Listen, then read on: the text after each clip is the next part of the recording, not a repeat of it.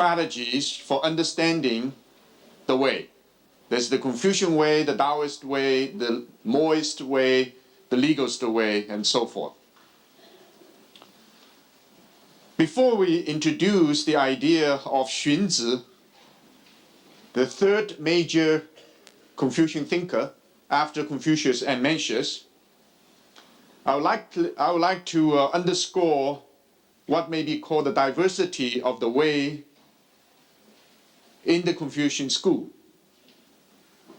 As you must have noticed in your reading of the Analects and Mencius, the Confucians intended to develop a humanistic vision for ways of learning to be human, disagreed sometimes quite violently about the different approaches. Fundamental questions about human nature, strategies of human flourishing, even perceptions of the world around us differed in many, many ways. And one way of looking at the Analects, instead of reading the Analects as the unfolding of an integrated conversation, you can actually characterize the Analects as also disputers of the Confucian way. There are many conceptions how the Confucian way ought to be pursued. Some people put a great deal of emphasis on the importance of humanity as sensitivity, therefore focusing on the importance of inner morality. Others put more emphasis on the objective social form, ritual. Some people believe that rightness, a sense of direction, is absolutely crucial, and rightness is internally defined. Others would consider the acquisition of some knowledge and wisdom about what we ought to do may turn out to be more important. Some people devoted to scholarship, to learn the way through reading historical texts, classical works, or even involved in the enterprise of trying to be scholars. So Confucians are sometimes defined as scholars. But others believe that the only way to help the Confucians to spread their ideas is to be actively engaged in politics. Some people want to keep a critical distance from politics, so they will be able to criticize it. Some believe that you have to plunge into politics to become inside participants in order to shape it from within.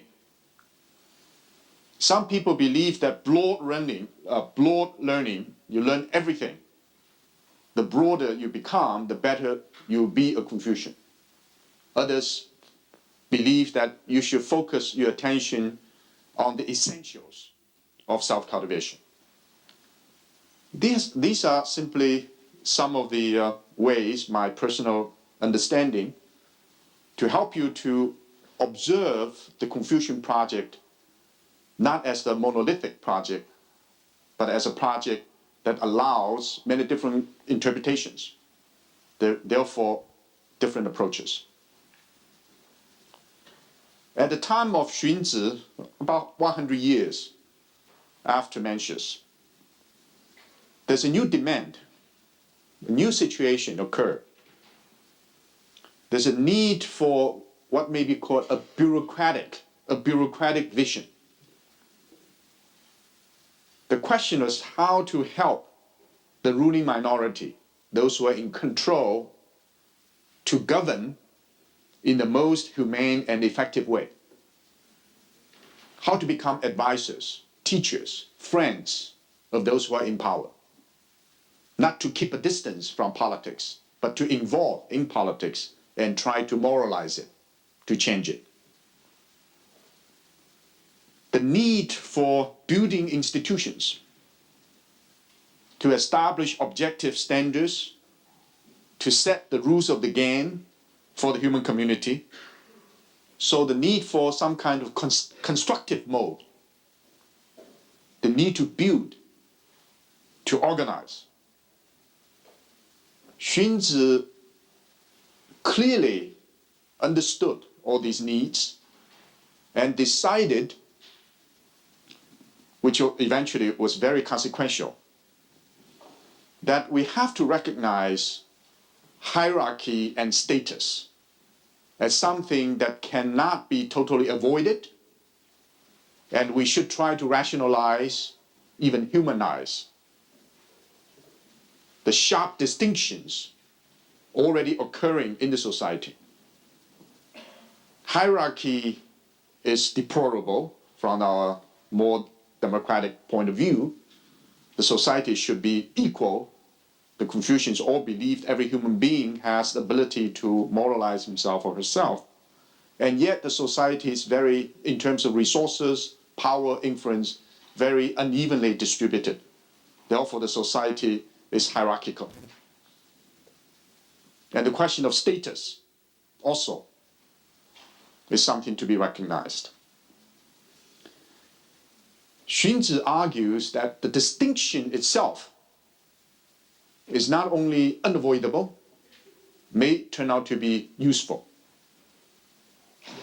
And he believes that the kings ought to be able to find the worthies and the talented people to help him to govern. It is not at all deplorable to make distinction between the noble and the mean.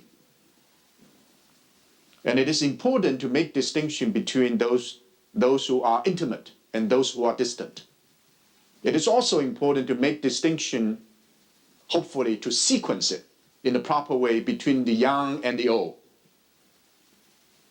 I'm sure that gender also enters into the picture, make a distinction between men and women. Some of these distinctions are obviously part not only of the intellectual world, but of the real world. They cannot be easily eliminated. So how to rationalize, to humanize, to regularize these distinctions becomes a critical concern.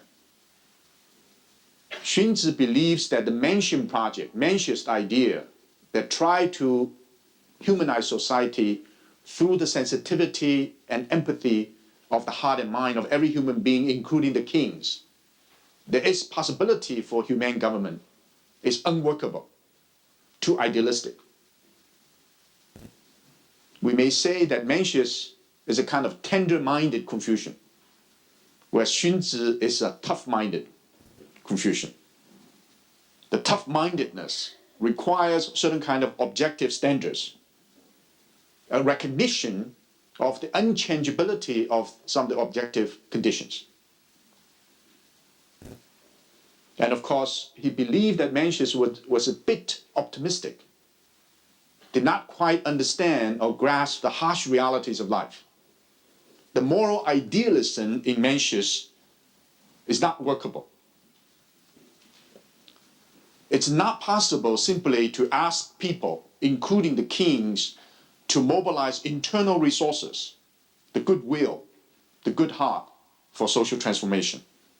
What we need are external conditions.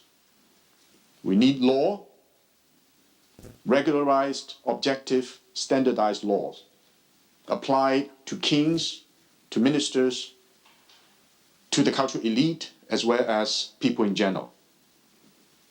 We need to develop rituals, complicated rituals of various kinds, in the family, in school, in government, both the local governance and central bureaucracy.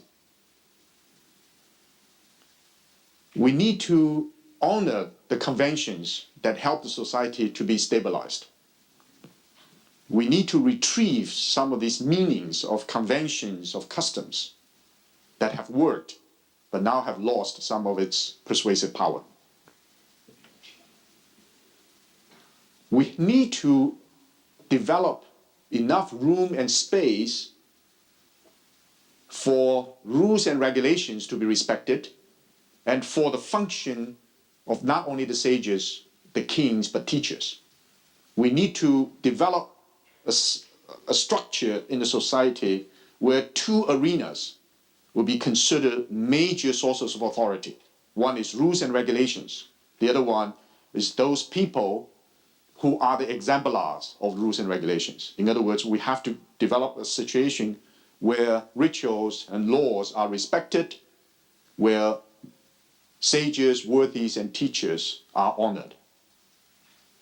If we do not, and the Mention project seems to fail to allow people to have total respect for these two arenas, objectively defined, because Mencius believes that internal resources are sufficient for self-transformation. Now, this critique of Mencius, based upon the demand for law and order and the new rhetorical context, that is the need to help the kings to develop a humane and effective government, is all based upon a very fundamental insight of Xunzi. The insight is his conception of the uniqueness of being human. He believes, in a very persuasive argument, that all things are endowed with some kind of vital energy. Everything is endowed with certain kind of vital energy. But only a subset of the things that are endowed, in addition to vital energy, also life, which means the biosphere, plants and trees. They have life in addition to vital energy. Only in the animal kingdom do we find not just vital energy, but life and also consciousness. Animals, dogs, have consciousness. In other words, have feelings, have emotions, in addition to life and vital energy. But in the animal kingdom, only a subset, the human species, in addition to vital energy, to life, to consciousness, which means feelings, also endowed with rightness. This is the Mention idea of Yi, rightness, humanity and rightness. But Xunzi's reading of that word, rightness, sometimes rendered as righteousness, is the ability to differentiate. The human ability is the ability to make distinctions. This is important for human survival. And in fact, human beings are weaklings, very weak, physically speaking.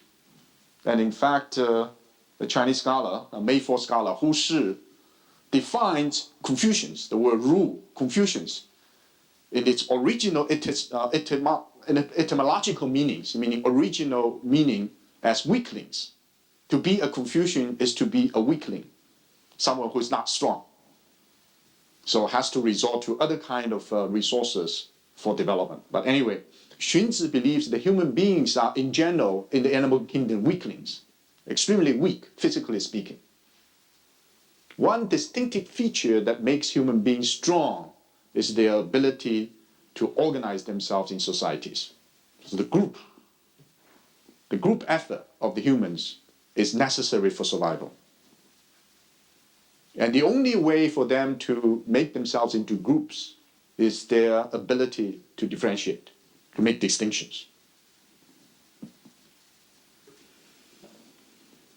It is in this sense that for Xunzi, social disintegration, the disintegration of a social order of a community, is not only lamentable from the political point of view, it is threatening to human survival, to the survival of the species. Therefore, he's absolutely serious about the maintenance of social order. This is how we survived in the beginning, how human beings evolved from members of the animal kingdom to become masters of their own fate and to be able even to control other animals.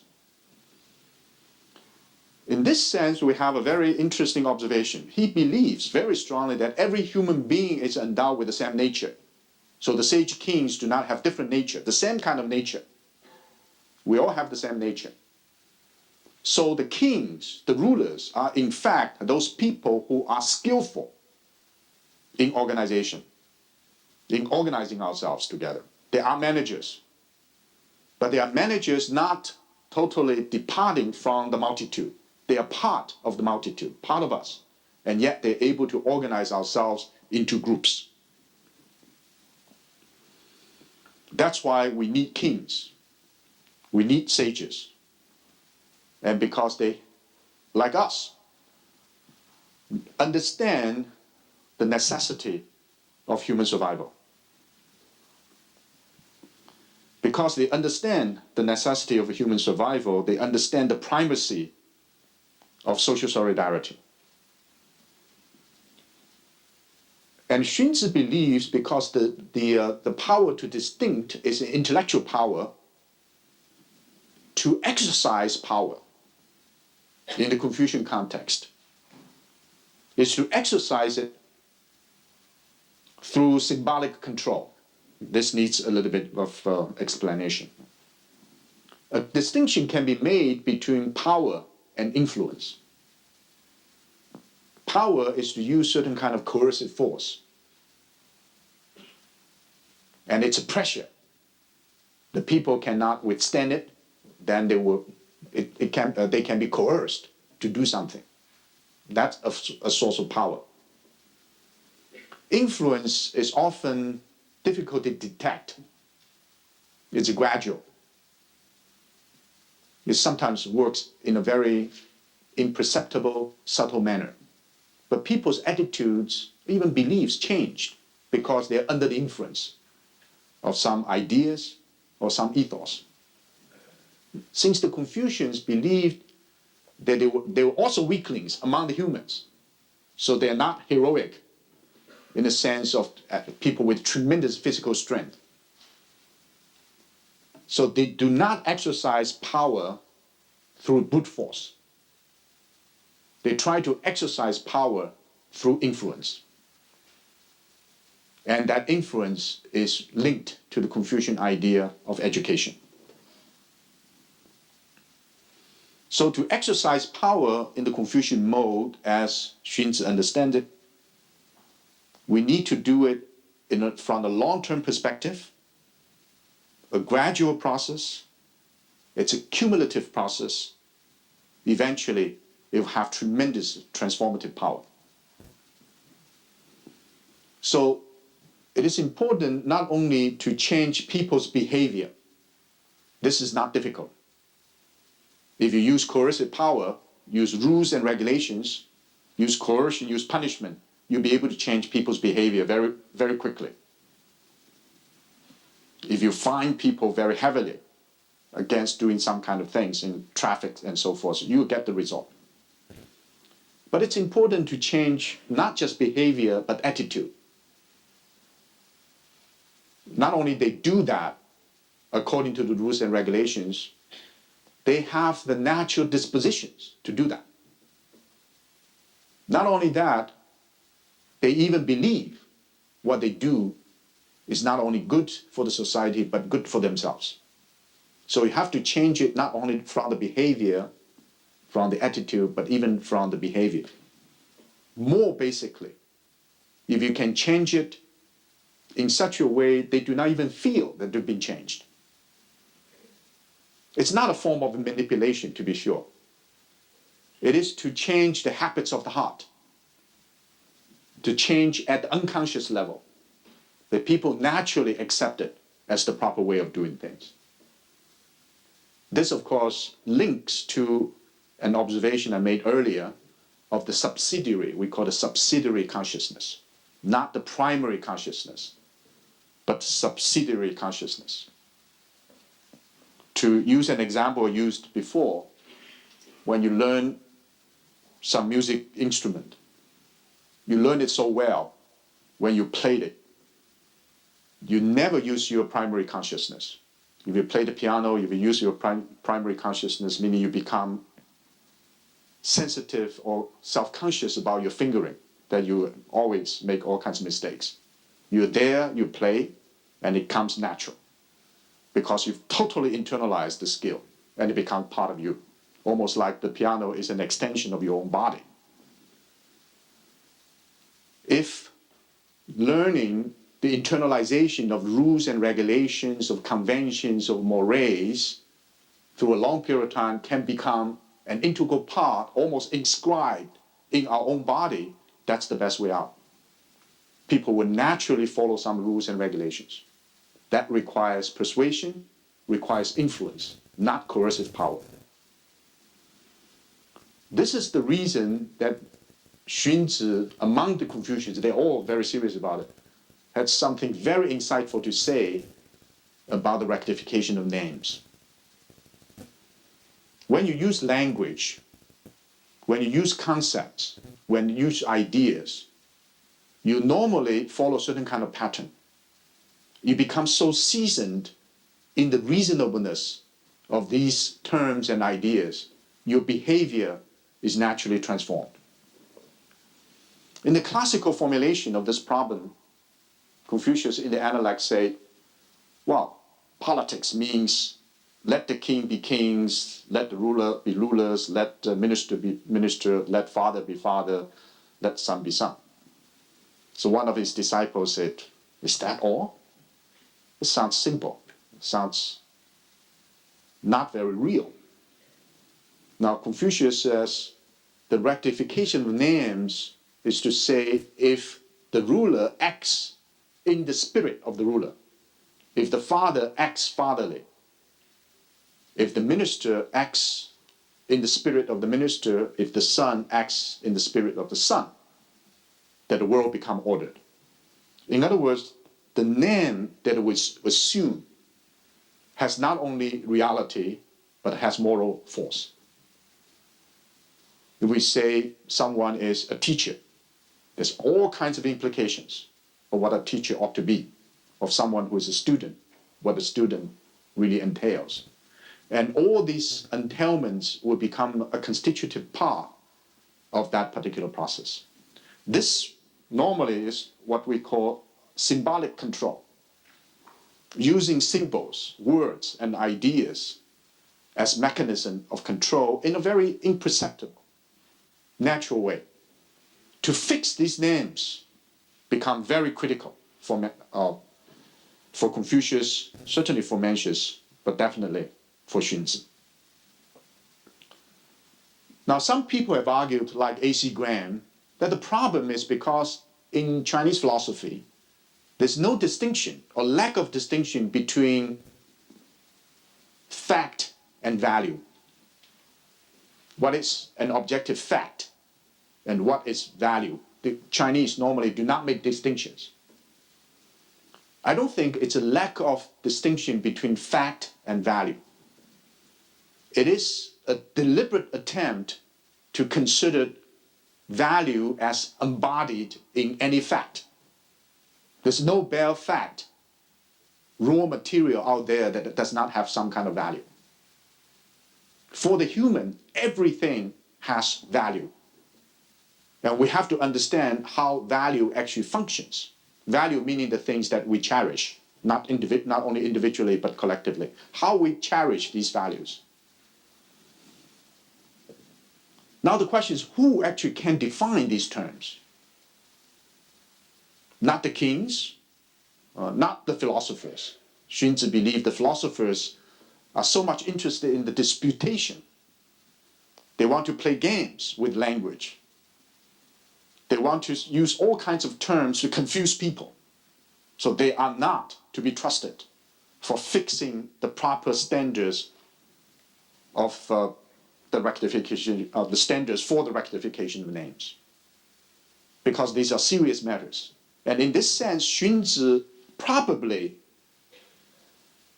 is for thought control.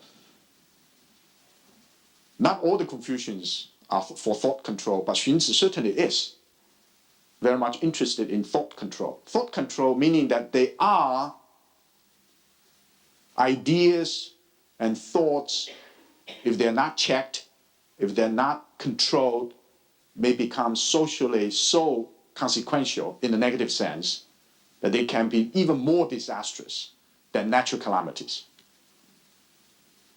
And for example, using a modern example, Xunzi probably will have a regulatory board to screen all the TVs, including programs of violence, sex, and things of that nature. And the idea is not to say we control the media, control the information, because we have a very limited agenda for political stability. The argument is rather that there are ways of learning to be human, and yet the mass media, through the manipulation of ideas, generated not only false perceptions, perverse ideas, but confusing all the standards. And we do not know, in general, what is proper. So in that particular mechanism, the rectification of names is not simply a mechanism to fix the the orderliness of the linguistic universe. It has political and moral purposes as well.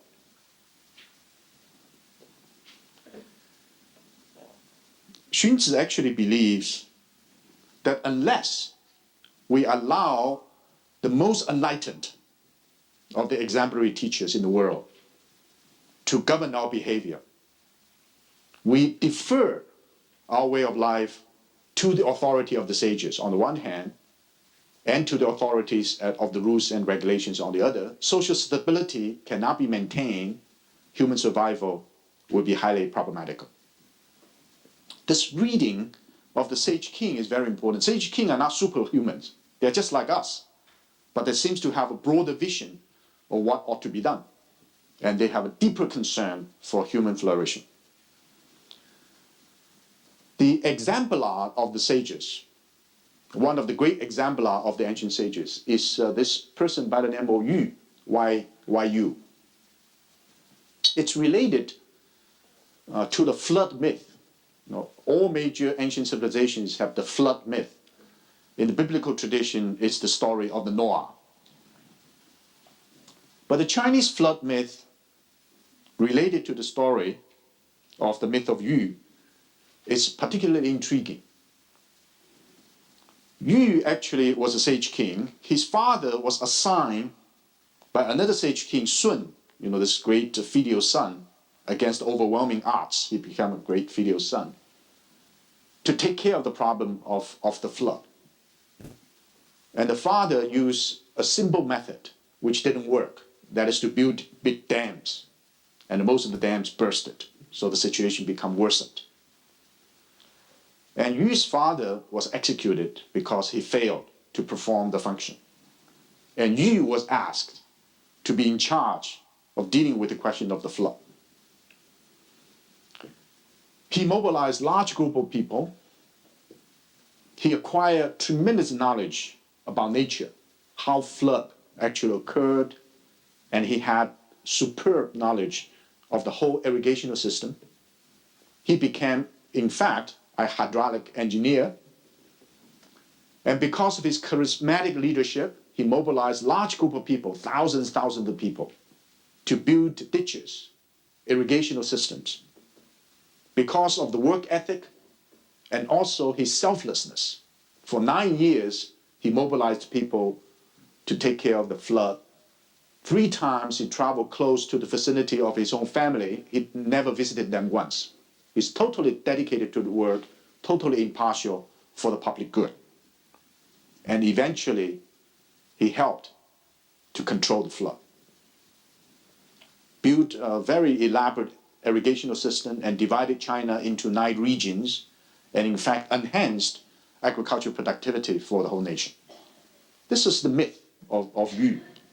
This sage king clearly is someone who respects knowledge, who understands nature, who's realistic enough to understand what ought to be done.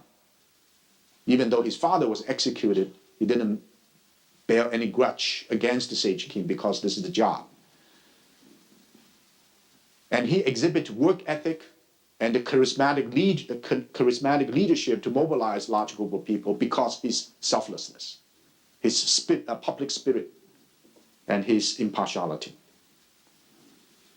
Now, this image of the leader is linked to the idea the leader is someone who can help us to manage the world. We can trust him. He can help us to manage the world. There's a difference between the leader who is involved in productivity, for example, in producing goods, and the leader who performs service.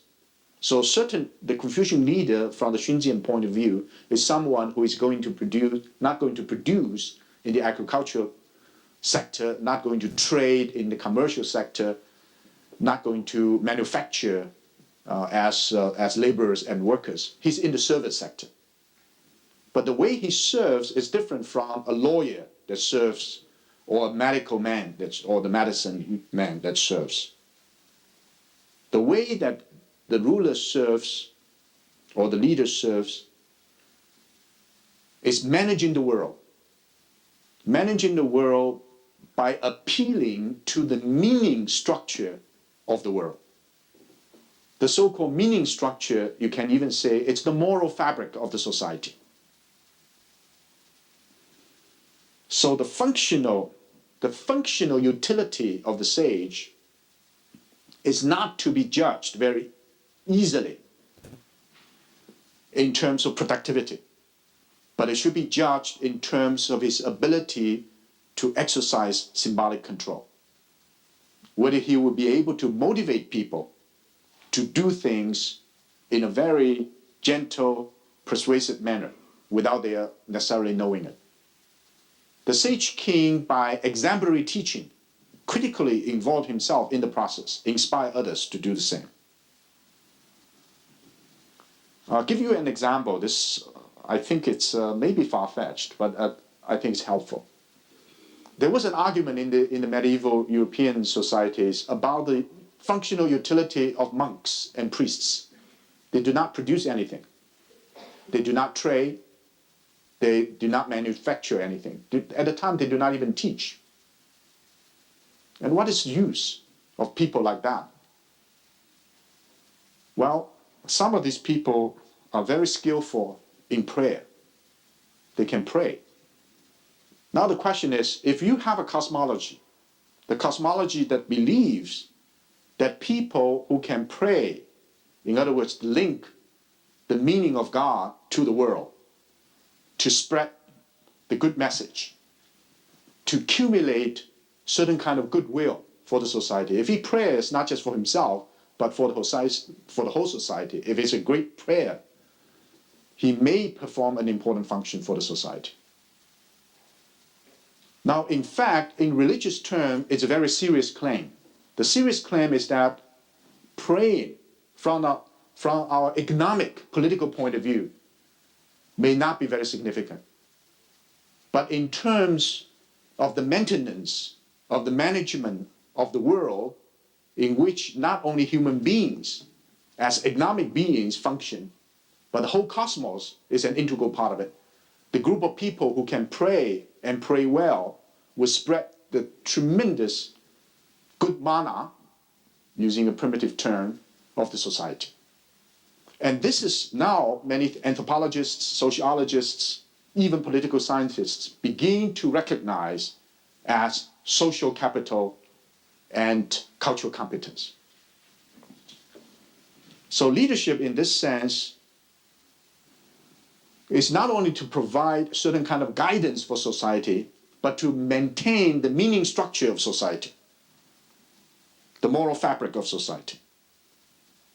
But this requires the building of, from Xunzi's point of view, in a more realistic way, building institutions. And each institution, whether the family, the school, or government, is not simply a structure. An institution always entails values, and it is a form of human interaction. So how to develop these institutions so each of these institutions it's value-oriented becomes a critical concern of Xunzi. The sage king, in this case, is someone who, through cumulative work, the spirit of impartiality, and concern for the well-being of the society, very early on developed certain kind of forms of human interaction, such as ritual, conventions. And these continue to function in the society. Now, many of us can never become sage kings. But But the Confucians, as weaklings in the society, cannot be powerful enough to change the will of the king and cannot confront with military leaders, cannot exercise more influence than rich merchants. How would they able to function in the society that will be able to enhance what we call social capital and cultural competence as a long-term project for social transformation? This leads to the idea of the Confucians considering themselves as organic intellectuals. Organic intellectuals means those people who are in the world, functioning through the world, and then appeal to some symbolic resources that overwhelming majority of the people in the world are not necessarily aware of. What are these symbolic resources? They came from classical tradition, they came from cumulative historical memory, they came from insightful observations of the world, they came from even some appeal, not necessarily in Xunzi's case, to the way of heaven. In other words, they have standards. They have internal judgment of these standards that will work for a very long period of time, even though in the society as such may be totally overwhelmed by wealth and power. So they understand that despite, on the surface, the persuasive power of wealth, of political might, military strength, the society can endure because there are other kind of symbolic resources that will have to be mobilized. So they have this critical spirit of understanding the status quo, what it seems to be working is in fact based upon something else, which most of the people involved are not necessarily aware of. So two criterion, for example, can serve as an illustration. Xunzi said, for the Confucian, for the rule, you follow the way, you do not follow the king. Now, Xunzi is realistic enough to understand that you have to collaborate with people with power and influence. So you have to collaborate with the king. But the king asked for your service, wanted to enhance his power and influence. You serve the king for the sake of the implementation of the way, of course, the human way. It's a subversive act. But that subversive act is based upon a much higher order of meaning and social stability. So you serve the king in order to bring in some moral ideas, even though the king simply wanted you to enhance his power and influence. You serve the father. There's another principle is even more interesting. You serve the father according to, you serve the principle of rightness in your dealing with your father, in your parent. So the truly filial son, I don't want to mislead you, is a rebellious son. The truly filial son is a rebellious son from this logic. In the sense that if you follow the authority of the father to be obedient, you only enhance the father's understanding of his role as an authority. You do not necessarily help the father to engage in self-cultivation and in self-improvement. So you serve the father, but according to the principle of rightness. So you have to rebel against your father, especially for someone like Sun, whose father is callous, insensitive, and totally incapable of understanding the true meaning of being a father. So what you have in this special situation is you accept the rules of the game realistically. You accept the king as a king. You accept the father as a father. But you mobilize symbolic resources they do not have. You understand by the rectification of names what the king ought to be. The king ought to be a benevolent ruler because the ruler, in fact, is someone who is able to mobilize people in groups for the sake of self-survival, survival of the human species. And that's the position of the king. So your rules of the game in understanding your relationship with the king and king's self-perception of what he's doing are very different. And you follow the way, you do not follow the king, even though you accept the rules of the game in a realistic manner. You follow the rule of rightness, do not follow the authority of your father, because you know better what needs to be done. This is what we call a transformation from within. It is not a manipulative strategy. It is a strong belief that the concrete action has to be done right here and now. There's no other way. You do not develop a spiritual sanctuary totally outside. So you accept the authority of the father, the authority of the ruler. And yet, even though you accept it and function within it, you're in the world, but you're not of the world. Even though sometimes you're also of the world, and your rules of the game in defining what you ought to become differ very significantly from the status quo. So, Xunzi never argues, this is a total misunderstanding, never argues adjustment to the world. Just adjust yourself to the status quo. He never urged any of his followers to submit to the existing authorities, simply to accept it. He wanted both to be an integral part of the world and capable of transforming the world from within. Now, we may conclude that Xunzi, like Mencius, still very much involved in the central problematique in the Confucian discourse, which consists, as I pointed out before, four important dimensions, four important issues. The essential difference between humanity and other members of the animal kingdom. What is unique about being human? The essential difference between civilization and barbarism. What is civilized, what is not civilized?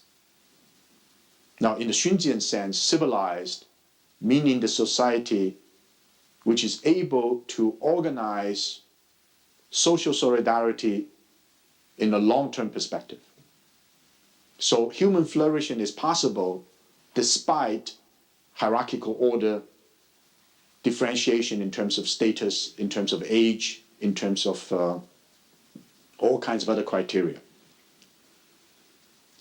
The third one is the essential difference between rightness and profit. The principle of rightness as not simply as a means to an end, but as an end in itself is underscored. It's not just for profit. And finally, the essential difference between benevolent government or true kingship and hegemony, which means politically powerful and economically efficient, but morally inadequate polity. Xunzi, however, differs very drastically from Mencius. Humanity is not simply sensitivity, it's not sympathy, it's not simply empathy. It's the ability to make difficult decisions, confronting harsh realities. We have to be tough-minded in making rules and regulations and allowing these rules and regulations to continue to function in society. Somehow transforming those who are powerful and influential into law-abiding members of the human community as well. It is not the martial spirit, to be sure. It is not the brute force that we should appeal to, but civilization depends the power of the central government, the power of symbolic control. There must be standards of control. Clearly, it's not the economic principle of efficiency that becomes most important for Xunzi.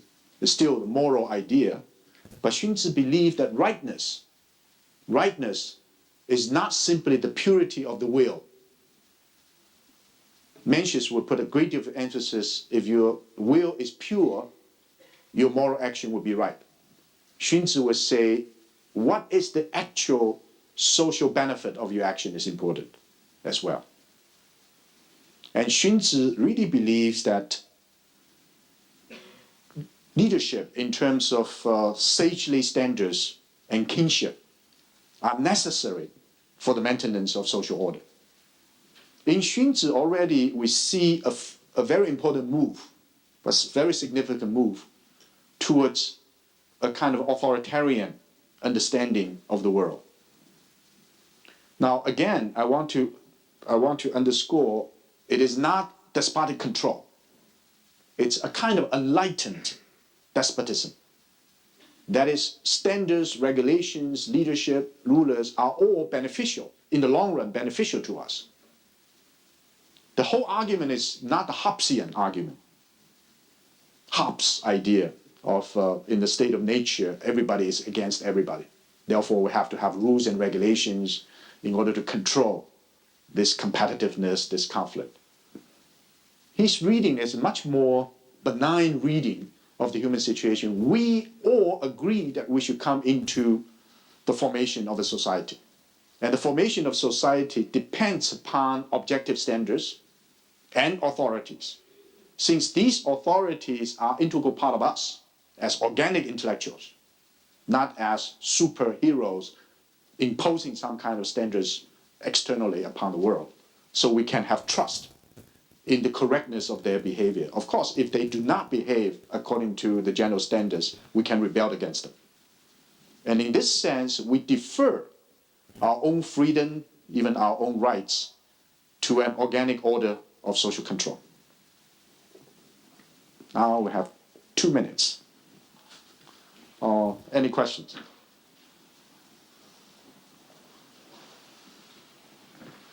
Yes, please. You just mentioned the last point that you could rebel. Previous theory kind of the concept of sometimes social order is so tyrannical that it's not even working on because it's such a negative thing. So, I mean, is there a concept of sometimes you have to get rid of the entire order, or is it always you have to multiply the resources by influence? I don't know whether I totally captured your point. I think it's not tyrannical control or even totalizing subject. It's the idea of authority. Authority, I call it, is a ritualized power. It's a power that is established because we all recognize, we defer to this leader for its ability to oversee the well-being of the society as a whole. The danger, of course, the leader may use that trust and to develop a tyrannical system. But since test after test, the empirical situation is to show those leaders who came from us, who show impartiality, who can organize, who can manage, they've been tested at every level of community building. And their record is good enough for us to have faith in allowing them, if not to dictate, but to set up standards for all of us. So it's a benign reading of this situation, but of course, there's always the danger of the totalizing psychology involved. Thank you.